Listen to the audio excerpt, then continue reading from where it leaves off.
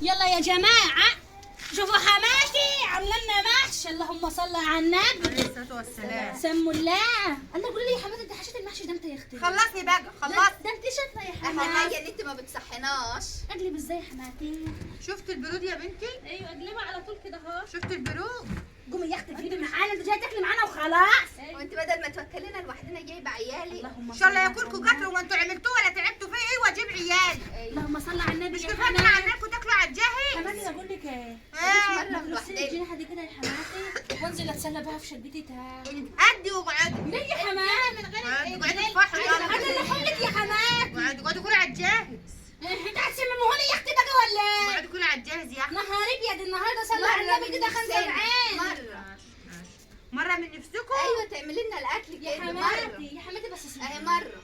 اسمعيني، هطلع لك الصينيه هغسلها.